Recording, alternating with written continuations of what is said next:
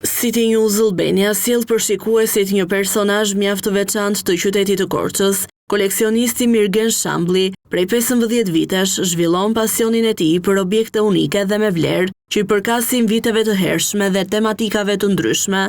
Një sër koleksionesh duke filluar nga qelqi, qeramika, kartolinat si dhe artizanati e bëjnë galerinë e Mirgenit një ndër më uniket. Po, pasioni për të koleksionuar ka filluar tuaj themi 15 vite të shkuara, duke gjetur objekte të veçanta, fotografi, pulla poste dhe objekte të ndryshme, duke i grumbulluar ato, duke i selektuar sipas zhanrit dhe gjinisë, duke krijuar koleksione të veçanta. Nuk është e trashëguar, është thjesht pasion, mund të themi. Si janë disa koleksione, dhe në radhë të parë, koleksionin që kam në përzemër, domethënë, është koleksioni pullave të taksës, që koleksionoj është dhe pjesa time, domethënë, në filateli.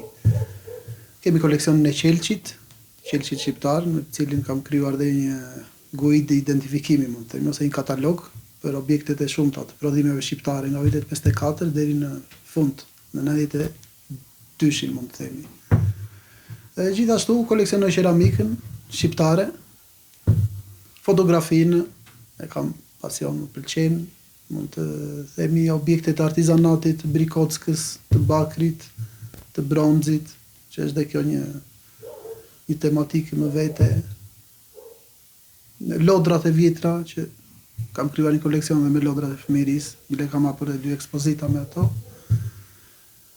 Këto mund të themi në përgjithësi, edhe shishet e vjetra të qelqit, të pijeve sidomos. To gjenden në pazari i vjetërsirave, në përshpite vjetra, ose njerëzit që kanë, që e din pasionin tim më dhurojnë. Dhe vështirësia është e madhe, sepse duhet të kesh dhe një farë kapitali, sepse janë të gjitha të bllokuara. Këtu një rol të madh luan dhe familja, e cila bashkëpunon me mua dhe më kuptojnë, edhe vajza, edhe bashkëshortja, mund të themi.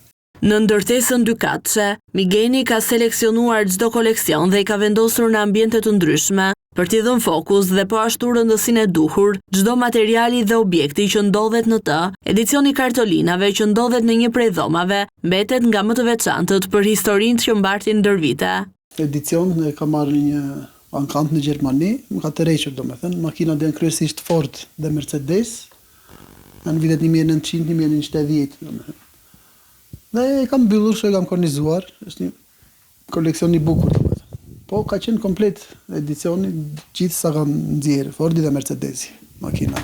Dhe këtu pastaj kemi kartolinat e vjetra, kartë postalet, të janë artist kinemaje, me pamje nga Venecia, nga Italia, gjithashtu këtu artist kinemaje, dhe këtu poshtë njerëz të ndryshëm nga Korça. Gjenden dhe në prankande online me cent kartolina, që janë prodhuar me tirazh të madh shumë. Të veçanta janë kartolinat, kartë postalet me aktorë, të cilat kanë dalë shumë pak, është një edicion i limituar. Sidomos mund të përmendim aktorët e viteve 1910, 1930. Vend të veçantë kanë edhe kartolinat e tjera, të cilat datojnë nga vitet 1970 deri në vitet 1990. Kartolinat postare, që është një koleksion interesant që kam krijuar, është një tematikë me qytetet e Shqipërisë, janë pothuajse të gjitha qytetet, pamjet e tyre, vendet më pikante të pasqyruara në kartolinë. Rreth viteve 70, 90, domethënë të 20 vjeçar.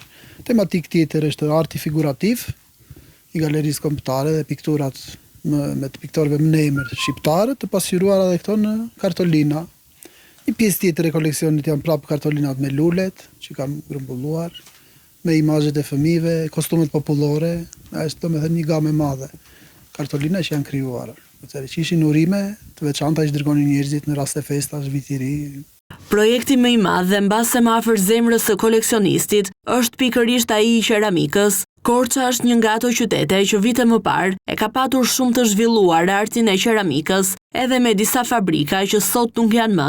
Një sër objektesh janë bërë pjesë e këtij koleksioni të gjerë, që përfshin pjata të ndryshme, qypa, tavlla duhani, figurina me kostume popullore dhe vazo lulesh që korçarët i vendosin në oboret e banesave të tyre.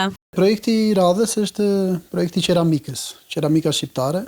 Janë shumë objekte që kam grumbulluar në vite, dhe mendoj të krijoj një guide identifikimi për këto objekte. Kryesisht janë prodhime të fabrikave shqiptare në vite, fajanca, porcelani dhe qeramika. Dhe kemi këtu gjithë koleksioni që kam hapur dhe po punoj.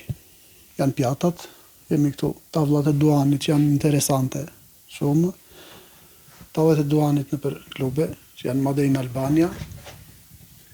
Kemi këtu objekte të porcelanit të Tiranës, të cilat janë, i cilësoj objekte të ralla, janë prodhime të viteve 65, mund të themin marrëdhëniet që kanë qenë me kinezët, atëherë ka filluar.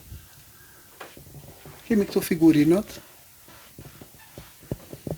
Këtu figurinat e ndryshme që janë pothuajse të gjithë kafshët. Prap filxhanët, serviset e çajit, të kafesë, materiale të ndryshme sanitare. Dhe kalojmë edhe këtu në pjesë interesante e koleksionit, që është pjesë fajanca e Korçës. Kemi këtu disa objekte që janë të ralla, është kjo kana e ujit, prap kanë ujë këtu, kanata tjetër. Objekte interesante janë edhe figurinat e ndryshme, me kostume popullore. Kemi qypat poshtë. Dhe vazhdon shtrihet koleksioni këtej. Edhe këto janë objekte të ralla, fajanca me bustin e Skënderbeut, që kanë prodhuar në 3 dimensione, për masa të vogla, të mesme dhe të mëdha. Kanat e ujit, prap, gjithashtu. Vazot me lule janë shumë interesante, saksit, që zbukuronin anvisat shtëpitë e tyre në përobore.